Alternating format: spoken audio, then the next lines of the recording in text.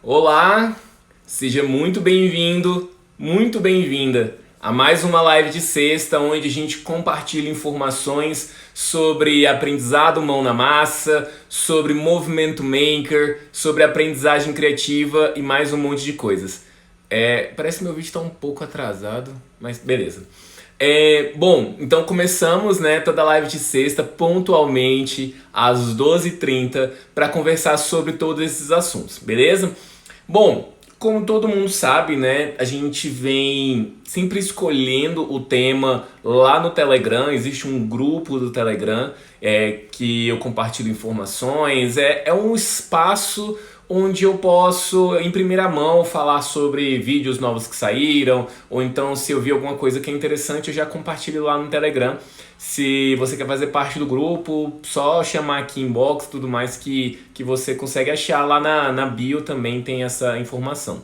E toda quinta-feira eu sempre penso alguns temas que eu acho que é interessante falar nas lives e aí eu coloco lá no Telegram para ver o que o pessoal tá querendo saber, quais são as maiores dúvidas e tudo mais.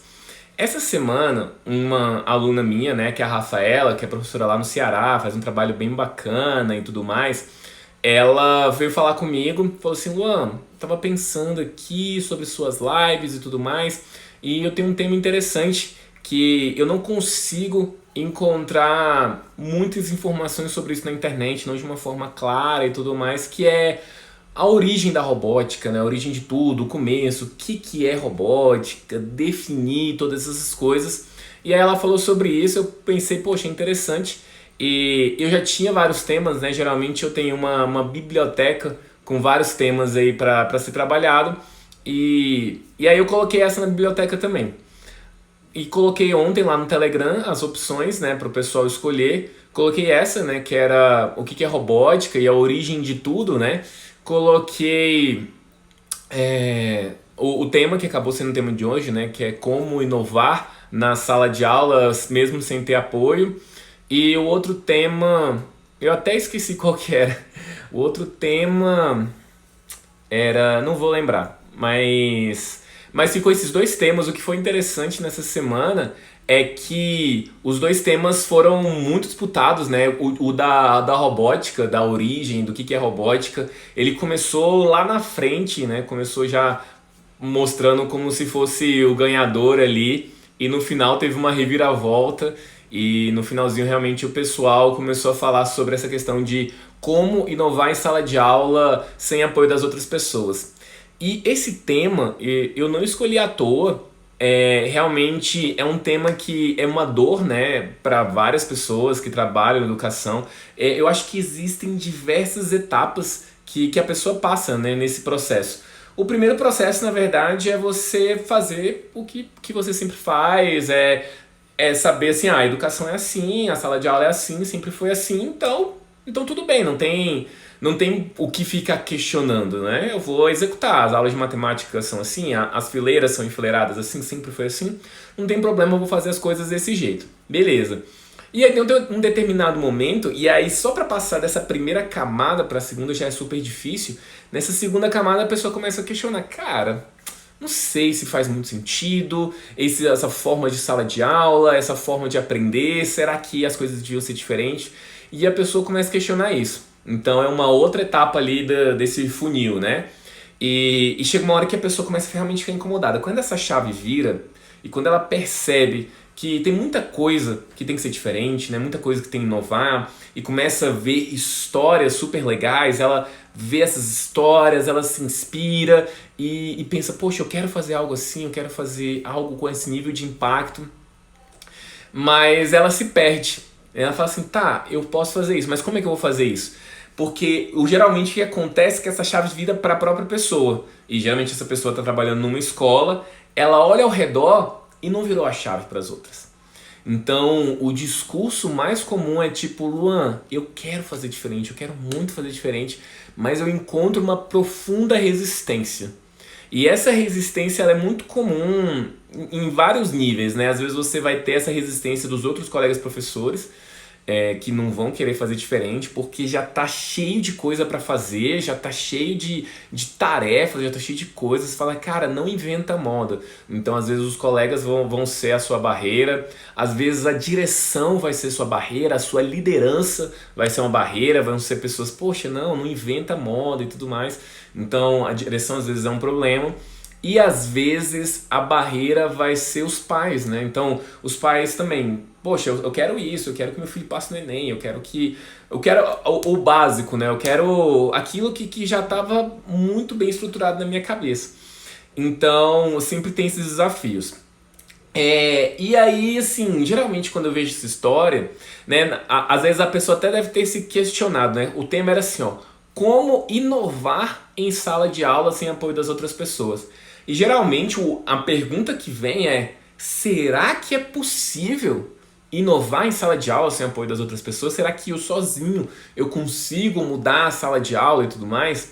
E, assim, essa pergunta é bem relativa, dificilmente você vai muito longe se você estiver sozinho. Se você estiver sem apoio, se você estiver sem ninguém, você não vai muito longe sozinho. Mas existe um erro que as pessoas costumam cometer, é assim, se ela não tem apoio, ela nem começa. Ela nem começa, ela fala, ninguém tá me apoiando, ninguém tá nem aí pro que eu tô fazendo, eu não vou nem começar. E é aí que mora o erro. É o que eu vou chamar, quando eu tava pensando aqui nessa live, era a síndrome do se. Se eu tivesse apoio das outras pessoas, eu faria. Se eu ganhasse mais dinheiro, eu faria. Se eu tivesse tempo, eu faria. Se meus alunos fossem mais disciplinados, eu faria.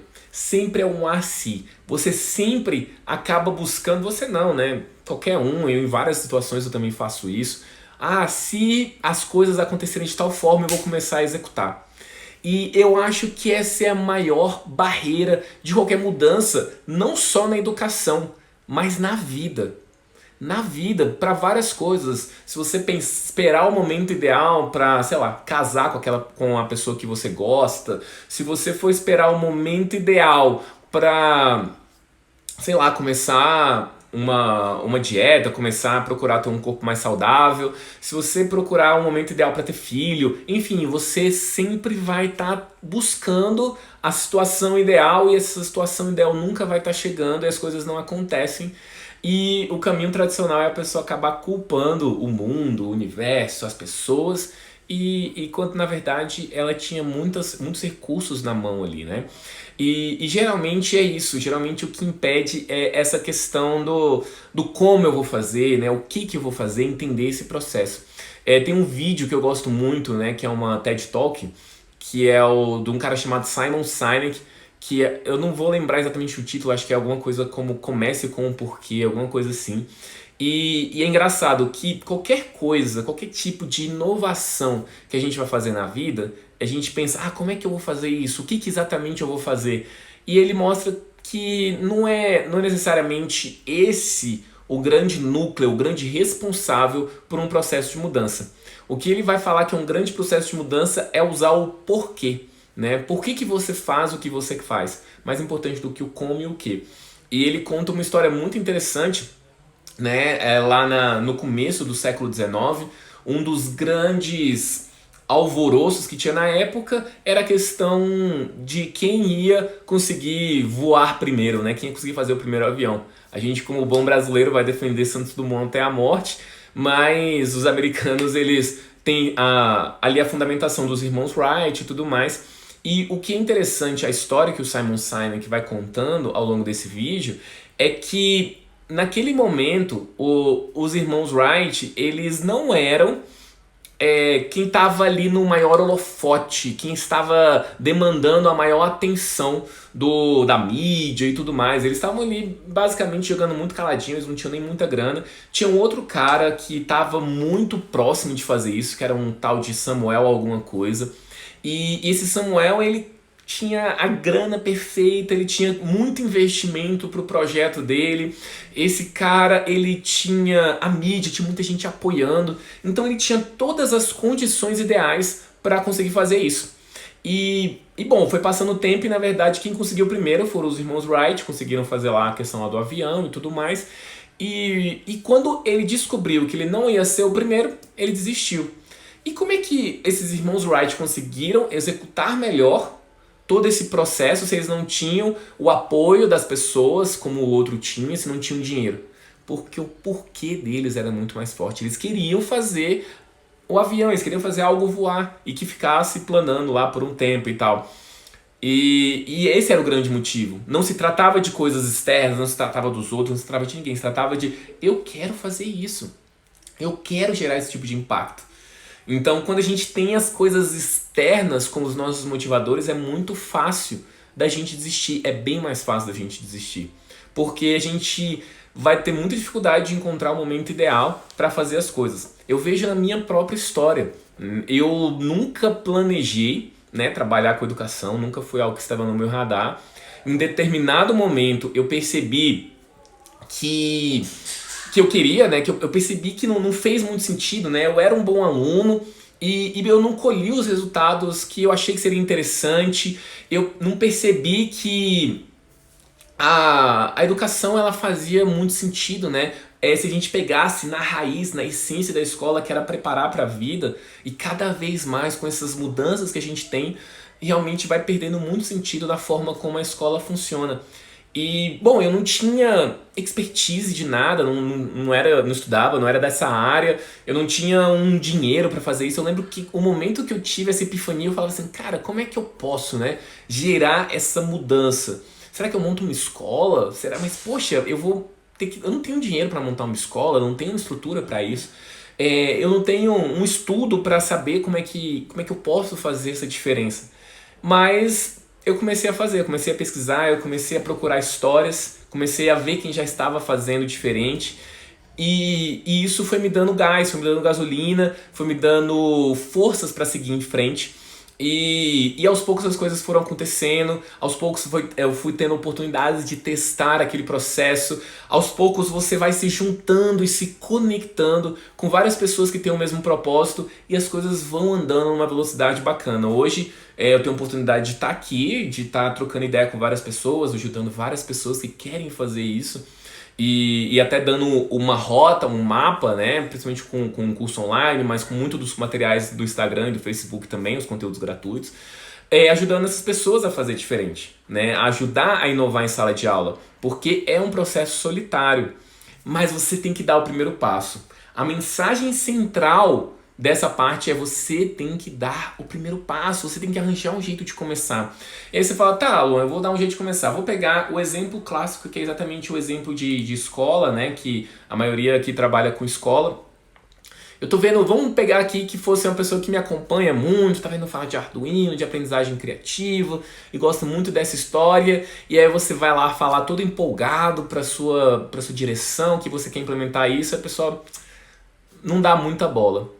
E aí dá aquela brochada mesmo, né? Você fala, cara, que droga, poxa, que desânimo, eu quero fazer diferente, as pessoas não querem.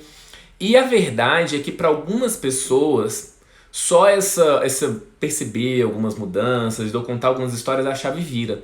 Mas eu acredito que para a maioria das pessoas, elas querem resultado, né? Elas querem ver concretamente o que vai acontecer com aquilo. Então, se você pega uma direção de uma escola, o grande questionamento dele é, poxa, será que os meus alunos, se com essas atividades meus alunos vão tirar notas maiores nas provas? Será que eles vão conseguir mais aprovações no Enem? Será que os resultados que eu estou buscando, ele vai ser significativo com esse tipo de atividade? Então, algumas pessoas, quem inova está num fundamento assim chamado crer para ver. Né? É a pessoa que ela acredita muito, mas aí ela vai executando e as coisas vão acontecendo. É geralmente assim que com qualquer tipo de inovação na vida. As pessoas que creem para ver. E algumas pessoas precisam ver para quê.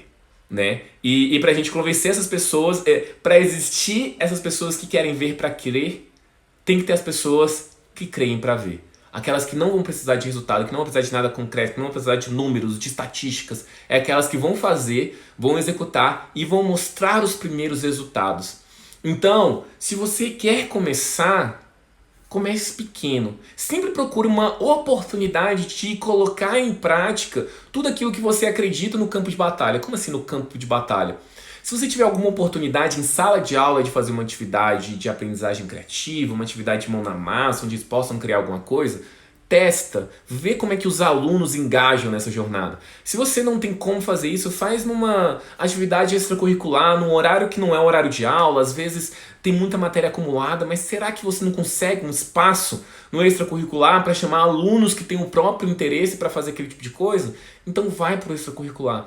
Poxa, não tem espaço no extracurricular? Faz um workshop, faz uma pequena atividade, uma pequena oficina, um sábado, numa quarta à tarde, numa quarta de manhã, no horário que for de contraturno, para você colocar em prática esses processos, para você entender melhor. Muita coisa é muito fácil de compreender, de entender sobre essa inovação na educação, de colocar os alunos como protagonistas e tudo mais.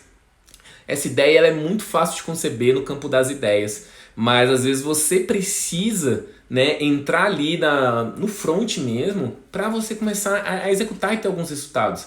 E aí você vai entendendo melhor como os alunos reagem a essa situação, você vai entendendo melhor como é que é a sua dinâmica, o que você tem que fazer de diferente, o que você precisa de recursos, quais recursos você precisa utilizar.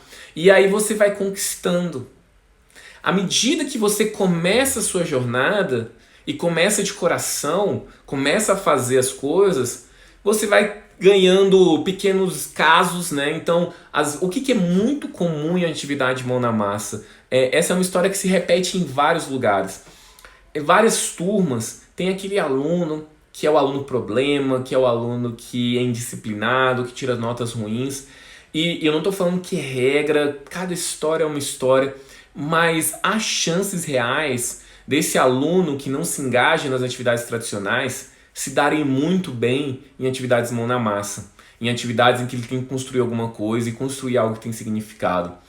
E às vezes você acaba encontrando essas histórias, né, de alunos que se engajaram de forma diferente e você vai tendo estudos de caso, você vai tendo mostras concretas, né? E aí você vai entrando num ciclo virtuoso.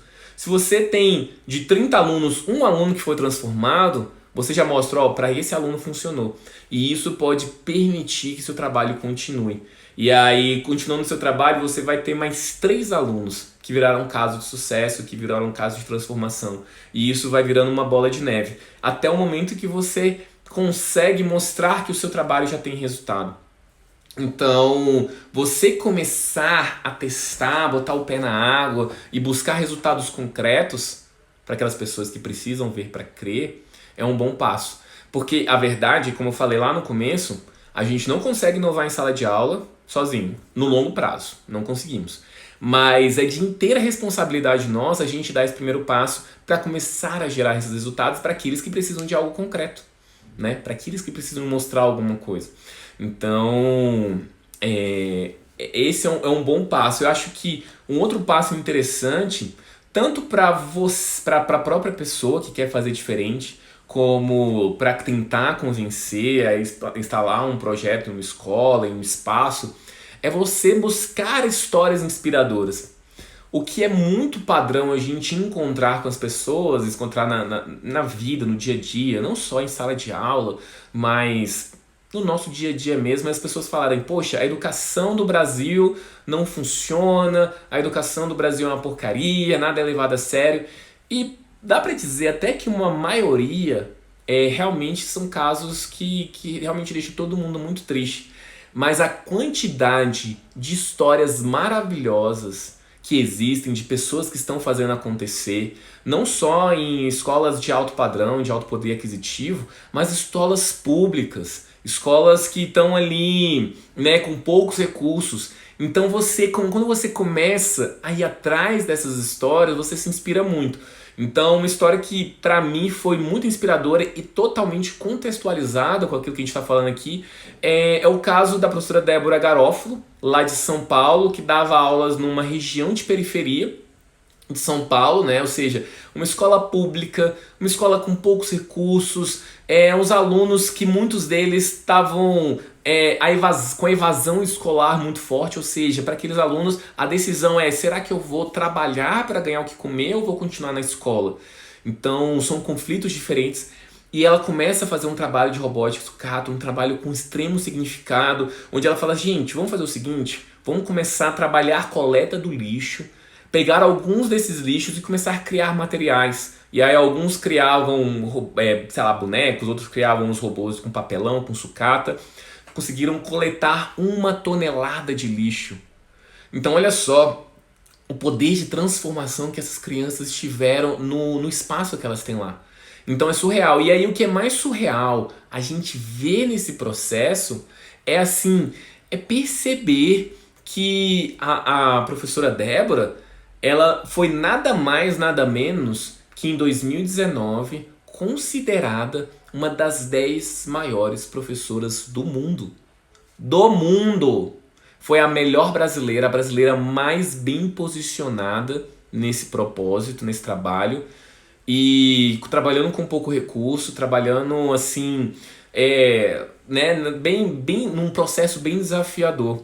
E você já tem um case de sucesso. Você fala assim, se você quer convencer alguém, você quer trabalhar com robótica, com sucata, com não sei o quê, e a pessoa, poxa, não dá certo, olha só, você fala assim, cara, a melhor professora do Brasil, né, segundo o Global Teacher Prize, que é considerado o Nobel da Educação, e uma das 10 maiores professoras do mundo, trabalhava com robótica e sucata. Como é que você consegue falar e dar argumento de que isso não dá certo? Olha só, como é que você pode falar que não dá certo, e que não funciona e que não transforma? Você já tem um caso concreto de sucesso. E eu falo sem medo de errar que a professora Débora é uma. Você tem centenas de casos, vários casos de pessoas que estão numa região que não tem muito recurso, muita história, o professor vai ali e faz acontecer. E você tem pessoas que estão criando histórias maravilhosas, estão transformando a vida de uma forma incrível. Várias vezes aqui também já falei do professor Gilberto, que trabalha lá no interior do Pará, numa cidade chamada Abaetetuba, que tem literalmente dezenas de alunos que estudavam numa região ribeirinha, ou seja, precisavam pegar barco e ônibus para estudar. E tem alunos que já apresentaram trabalhos não só em outros lugares do Brasil, mas em vários lugares do mundo, em Barcelona, Turquia, Dubai, indo para Intel Isaac, que é a maior feira de ciências do mundo. Do mundo. Né? Você tem lá o pessoal de Mossoró, que faz uma feira de ciências maravilhosa. Também todo ano está levando o pessoal para a maior feira de ciências do Brasil, que é a Febrace. Todo ano leva pessoas para Intel Isaac, né? Que é a maior feira de ciências do mundo. Então a gente olha pessoas que já estão criando projetos com significado, né? E você coletar essa história te inspira você a continuar em frente, né? Se inspira a você continuar trabalhando, inspira as pessoas que você quer que esteja ao seu lado. Então buscar essas histórias é essencial. E assim, todo trabalho ele começa com um primeiro passo. Então ao invés de você querer que as pessoas comprem sua ideia de primeira, conquista aos poucos. Você não precisa conquistar a escola inteira, talvez você nem precisa conquistar tanta direção. Pega um objetivo menor, conquista um colega professor. Então você está nessa pilha de fazer diferente e tudo mais, cara, bota energia, bota pilha em um professor. Fala assim, olha só que legal, vamos fazer isso, vamos trabalhar juntos, vamos fazer um projeto dessa forma. E aí você vai ter um aliado, cara. Um aliado que no momento em que você estiver um pouco mais desanimado, talvez essa pessoa vai estar mais animada e vocês vão seguir em frente nesse projeto. Então você ter esse amigo é essencial. Isso me lembra uma história, e essa história nem tem muito a ver com educação, mas vai retratar bem aquilo que eu estou querendo dizer. Aqui em Brasília tem um parque, né, que é o Parque da Cidade, que é na região central, e na época que eu trabalhava na UNB, antes de ir pro trabalho, eu gostava de correr no parque, né? Fazia lá o parque ele tem 3 grandes áreas, né, de corrida, né? Uma área de 4 km, uma área de 6 km e uma área de 10. E assim, a gente tem um vestiáriozinho lá, onde a gente pode colocar as roupas e tudo mais. E eu já tinha esse trajeto há algum tempo, né? Em torno de 2 meses ali, eu já estava ali. E acaba que você encontra mais ou menos as mesmas pessoas nessa jornada. E então você, mesmo não trocando muita ideia, você já dá um bom dia, dá um oi, você já vê mais ou menos aquelas mesmas pessoas. Teve um dia que tinha uma pessoa, um cara, que eu encontrava todas as vezes, dava bom dia e tudo mais, e aí ele falou assim, vamos correr junto hoje? Eu nem conhecia direito ele, a gente nunca nem tinha conversado. Eu, bom, bora. Ele, ó, só que eu corro o trecho de 6 km. Eu sempre fui meio mole na corrida, então só corri o de 4, era reto, era super tranquilo. Fui nessa pilha de correr os 6 km com o cara. E aí, beleza, fui correndo, correndo, correndo. E aí, deu uns 2 km, 2,5 km, já tinha uma subida, era um caminho mais difícil. E eu pensei na minha cabeça só, né? Cara, cansei. Eu, assim, né? Eu diminuiria o ritmo agora, talvez até andaria. E aí eu olhei pro cara. E aí eu olhava, ele tranquilão, olhando assim, tava tudo bem, tudo certo. E aí eu, cara, assim, na minha cabeça, né? E algumas coisas até inconsciente, pô, não posso passar vergonha, tenho que continuar correndo. E eu corria, corria, corria. Deve ter dado uns 4, 5 quilômetros. Aí eu já tava mais cansado mesmo. Eu falei, cara, realmente agora já dá pra aliviar o passo. Olhava pro cara, tranquilo, o cara tava de boa, tava sossegado. E eu, bom, então vamos continuar. Aí continuei correndo, correndo. E aí foi chegando no próximo do final. E no final eu até gostava na época de dar um tiro, né? Dar uma corrida bem rápida. Aí eu saí correndo assim, aí até consegui pegar uma distância dele. E aí ele termina a corrida bem cansado também. E falou assim: caramba, você corre muito, né? E tal. Eu, pô, corre muito é você, né? Poxa, em vários momentos eu tava cansado e tudo mais, você continuou correndo. E ele, cara, que engraçado, porque em vários momentos eu tava cansado também, queria parar. Quando eu olhava pra você, quando ele olhava pra mim, ele fala, pô, o Luan tá tranquilo. O Luan não tá se sentindo cansado nem nada, ele continuava. Ele continuava correndo. Então olha só que engraçado, isso acontece em vários momentos da vida, né?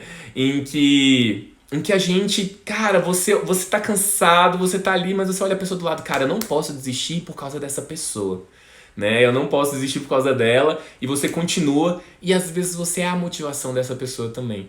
Então ter alguém para correr do seu lado faz muita diferença. Então só um colega para fazer a diferença com você, para você correr lado a lado. Então isso é um processo muito significativo, beleza? E as coisas vão acontecendo aos poucos, tá? Outra coisa também, às vezes, aí você fala, tá, Luan, mas não tem, lá na minha escola não tem, realmente ninguém quer nada com nada, é muito complicado, é muito difícil. Começa a buscar pessoas em outras escolas. Eu duvido que na escola, na região, na cidade que você mora, mesmo que você mora na cidade pequena, você é o único professor que quer fazer diferente. Mas eu duvido que você é o bonzão, você é a boazona. Brincadeiras à parte, assim, o que eu vejo aqui em Brasília, há um torno de uns 3 anos atrás, eu também estava nessa pira de conectar, né? Conectar os professores e tudo mais. E comecei a fazer essa busca, acabou que esse grupo virou o Núcleo Regional de Aprendizagem Criativa, né, de Brasília e Goiânia, né? Tanto que virou Brasília e Goiânia porque a gente nem conhecia pessoas de Brasília e tinha uma pessoa de Goiânia que estava interessada a fazer esse projeto. E aí esse grupo se reunia, então tipo, você tinha de tudo. Você tinha professor que era universitário, tinha gente que era empreendedor, tinha gente que trabalhava na escola pública, tinha gente que trabalhava na escola particular. E esse grupo se costumava reunir mensalmente, bimestralmente, tinha uma certa frequência e cada um ia contando a sua história, cada um ia contando os seus desafios e você ganhava energia nesse processo da história da corridinha. Então às vezes não é a pessoa da sua escola, às vezes você é o patinho feio da sua escola. Tá, tudo bem, você é o patinho feio da sua escola, mas você se conecta com pessoas de outros lugares e você provavelmente, quando já está tentando entrar no campo de batalha, quando você está tentando colocar as coisas em prática, você, poxa, eu não sei como fazer tal coisa, às vezes você tem uma dúvida técnica de como mexer em alguma coisa no Arduino, ou no projeto de robótica, ou no Scratch, ou às vezes você tem uma dúvida de alguma condução em sala de aula. Então essa pessoa, não, mas lá na minha sala eu fiz assim, eu fiz assado, e realmente é uma lição de humildade mesmo, porque eu particularmente eu sempre aprendo muito com essas pessoas, né? Às vezes eu, mesmo com uma certa trajetória, com uma certa intensidade na minha trajetória, eu acabo aprendendo muito com essas pessoas, né? Cíntia Barros, professora Cíntia Barros perguntando se o grupo ainda está ativo. Cíntia, o grupo de Brasília ainda está ativo, se você quer entrar, manda um inbox para mim, mas se você não for de Brasília, existem núcleos regionais no Brasil inteiro. Então, acho que o melhor lugar para você buscar isso é no site da Aprendizagem Criativa, aprendizagemcriativa.com.br. Lá tem o fórum e eu acho que lá tem os mapas dos núcleos regionais, mas se não tivesse, pergunta assim, vamos supor que você é de Piracicaba, eu tô dando um exemplo aleatório. Você pergunta lá, gente, existe núcleo regional em Piracicaba? Ou alguém perto dessa região? E aí as pessoas vão, tem, não tem, vamos se conectar e tudo mais. Às vezes tem alguma pessoa que tá ali perto na região. Então tá crescendo bastante esse processo, tá crescendo cada vez mais os núcleos regionais, por exemplo. Assim, e eu dei o exemplo da aprendizagem criativa, né? Da rede de aprendizagem criativa, porque ela é muito alinhado com aquilo que a gente está falando aqui e tudo mais. Mas existem diversos grupos, né, sei lá, de educadores Google e de vários outros professores, ou então você faz um grupo informal. Vou dar um exemplo aqui, o grupo da Cíntia Barros. Gente, eu sou lá. Cíntia, agora eu botei na minha cabeça que você mora em Piracicaba. Agora eu vou usar exemplo. A Cíntia mora lá em Piracicaba e quer montar um núcleo de professores. Começa conversando. Gente, olha só, eu quero montar um núcleo de professores que está querendo se reunir mensalmente, semanalmente, para trocar ideia. Vai virar o grupo da Cíntia Barros. Sei lá, tô brincando assim, mas você ter essa regularidade de encontros, eu lembro que isso ajudava muito. Às vezes a gente nem sabia o que a gente queria fazer, mas fala, cara, vamos reunir, vamos pensar em alguma coisa pra gente trabalhar junto, e as coisas vão acontecendo. Se a gente fizesse tal projeto em tal escola, se a gente fizesse tal projeto em tal lugar, então você vai pensando junto. Quando você tá com as outras pessoas, você começa a pensar junto e você começa a caminhar mais rápido. Então, eu acho que até... Ixi, cara, alguém começou a tocar uma música aqui, tá se atrapalhando, vou tentar fechar aqui. Então, se você tiver... quando eu perguntei lá, né, se é possível inovar, né, como... Aí, ó, Cíntia vai fazer o grupinho dela aí, Cíntia. Cíntia de Piracicaba. Tô brincando, Cíntia. Mas faz o teu grupo aí. Então, é possível inovar em sala de aula sem apoio? Não é. Mas você tem que dar o primeiro passo. Você tem que ser esse apoio. E eu vou dizer o seguinte, gente, rapidinho, eu vou só fechar a janela e, sei lá, a porta, porque começou uma música aqui.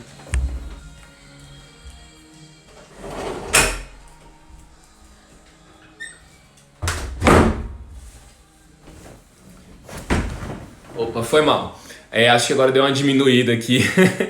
Bom, então assim, como eu tava falando, não é possível você inovar sozinho, mas é possível você dar o primeiro passo para conectar essas pessoas. Quando você começa a colocar energia nesse tipo de trabalho, nesse tipo de projeto, as coisas acontecem. Você começa a encontrar pessoas que estão pensando a mesma coisa. Parece que é uma coisa meio... não é uma área que eu domino muito, gente, tá? Mas existe todo um aspecto até neural nisso. Vou dar um exemplo.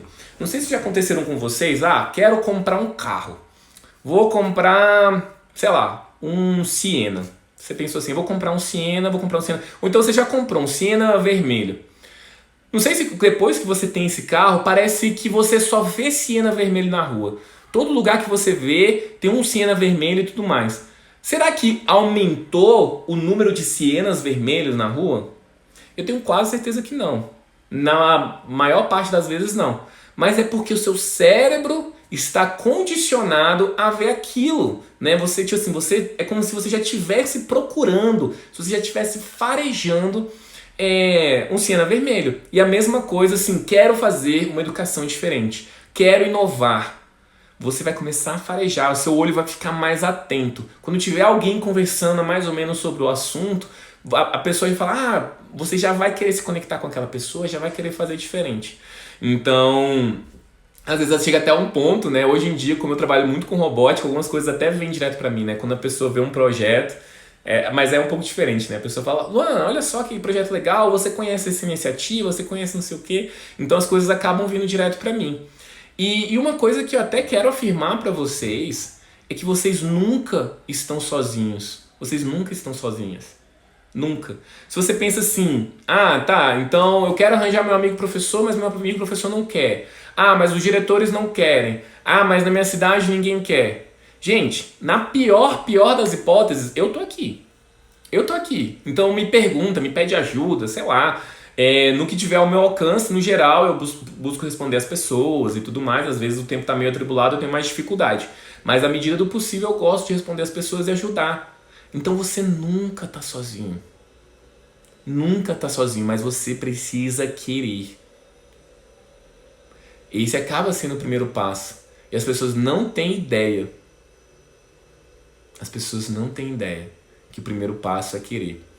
Tem uma ferramenta, né, que eu conheci que, cara, pra mim foi uma virada de chave quando eu me dei conta disso, né? Tem um livro que eu gosto muito, chama 7 Hábitos das Pessoas Altamente Eficazes.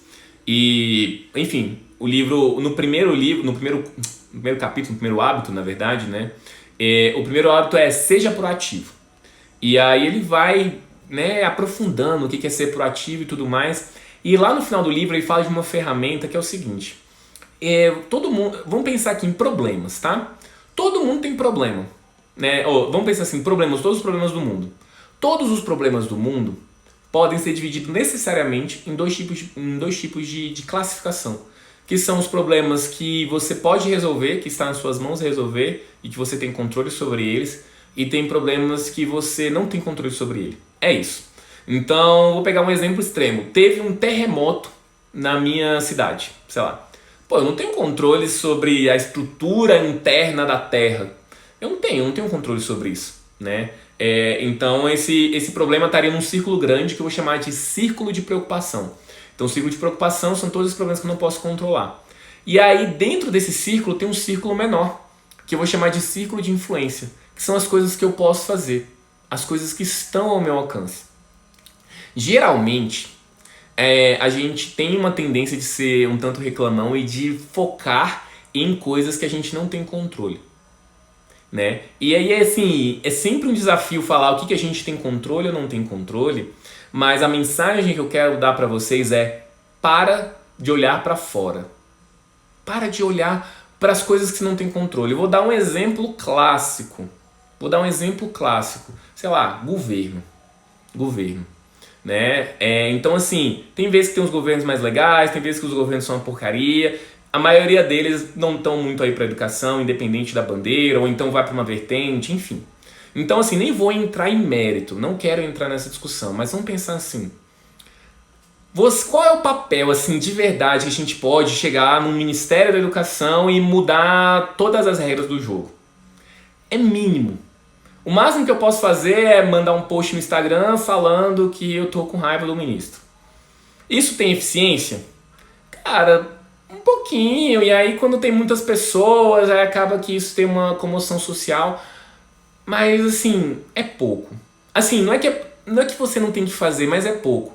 Geralmente você tem muito mais eficácia com os trabalhos que você faz, né? Com o tentar transformar a sua comunidade, tentar transformar a sua sala de aula, tentar transformar as pessoas ao redor. E às vezes a gente fica tanto olhando para uma esfera que a gente não tem tanto alcance, a nível federal, a nível estadual, a nível municipal, né? A gente fica esperando que as pessoas nos valorizem. Realmente tem muita coisa que tem que valorizar, tem gente que faz trabalhos incríveis e não é valorizada. Mas eu acho que a pergunta que a gente tem que fazer, ao invés de ficar olhando muito para fora, muito para as outras pessoas, é: será que eu já fiz tudo que estava ao meu alcance? Será que todos os processos, todas as atividades, será que eu já fiz tudo que estava ao meu alcance? Será que realmente, por causa dessa falta de recursos, essa falta de apoio que eu não estou executando? Porque às vezes, o que geralmente acontece? As pessoas que começam a ter resultados são as que acabam tendo mais apoio, que acabam tendo mais coisas. E aí às vezes você não entende, você, poxa, acaba que quem mais tem, mais recebe. Então assim, eu acho que isso é um desafio.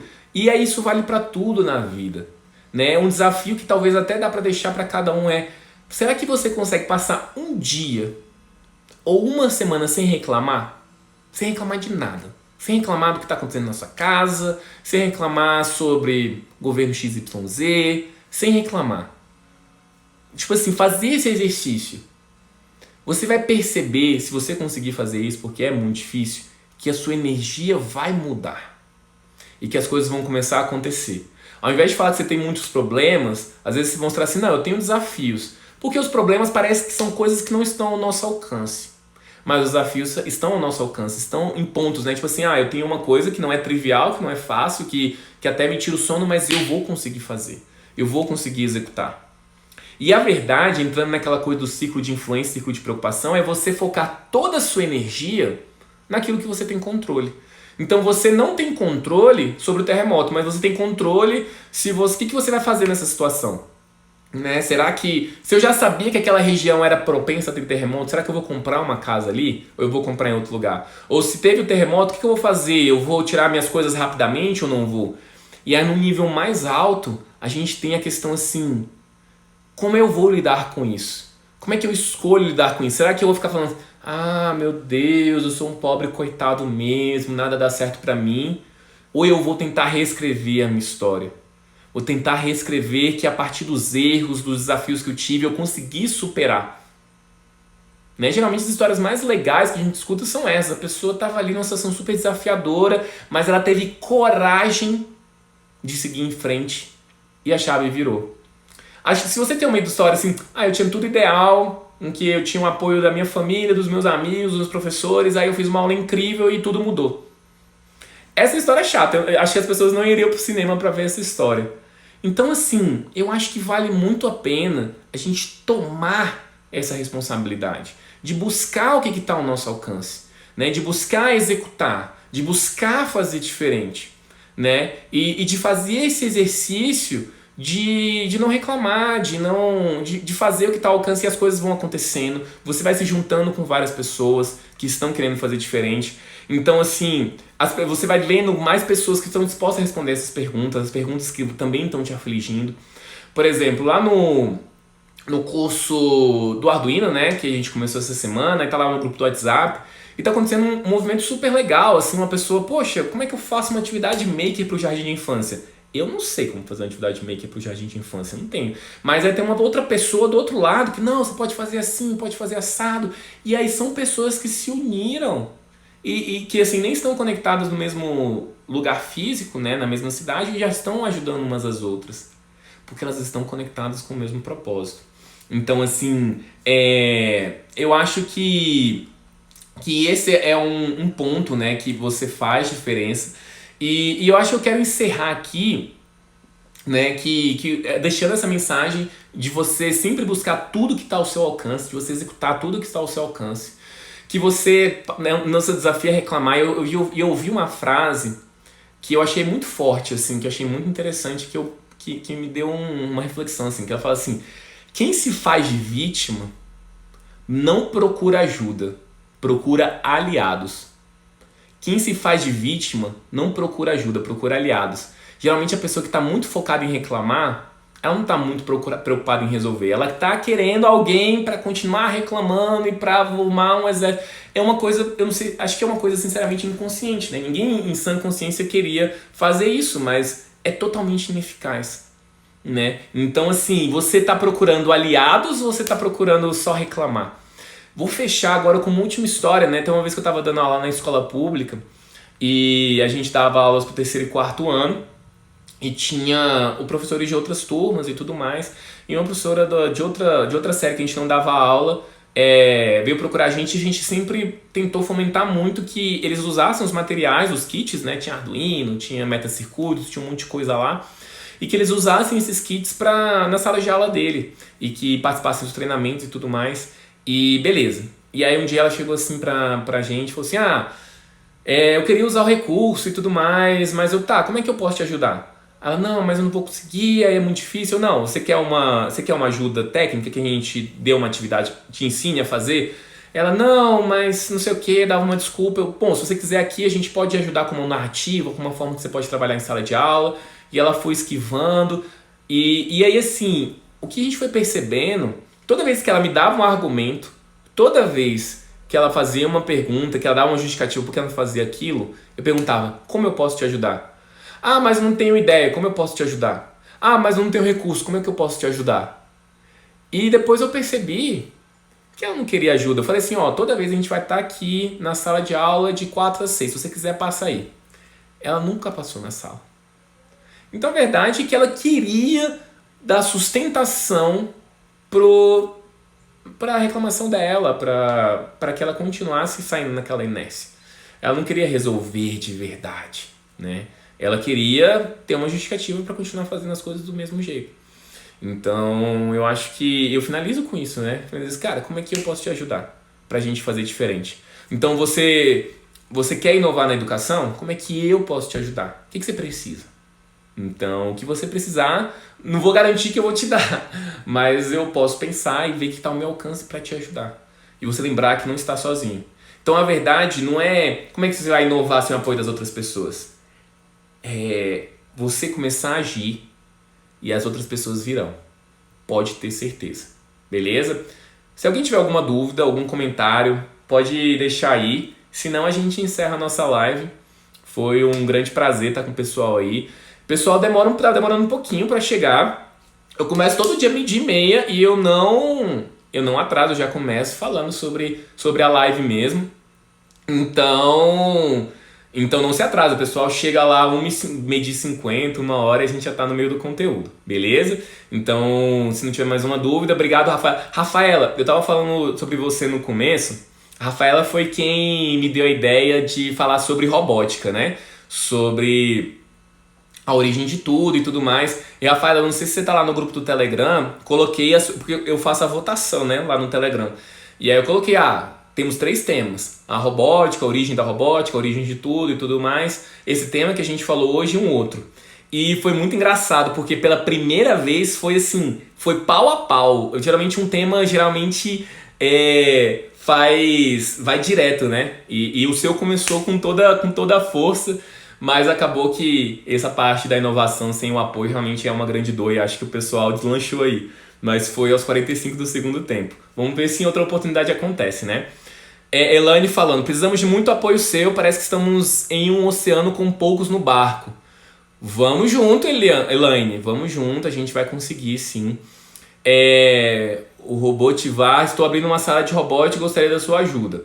Bom, vamos conversando e a gente vai vendo como pode ajudar. Às vezes eu não vou entrar em detalhes de como montar a sala de robótica, mas se puder dar pequenas dicas. Minha maior dica é acompanhe as dicas aqui, acompanhe o YouTube. Se você destrinchar tudo aquilo que já está no conteúdo grátis, você já faz muita coisa. Rafaela, vou colocar novamente em votação sim, com certeza, para ver se dessa vez o pessoal vai ficar lá. Gente, gratidão imensa, muito legal estar aqui com vocês e a gente vai se encontrando. Terça-feira tem conteúdo novo lá no YouTube e sexta-feira a gente tá aqui na live de sexta, que provavelmente vai mudar, mas depois eu converso sobre isso. Valeu, gente, grande abraço.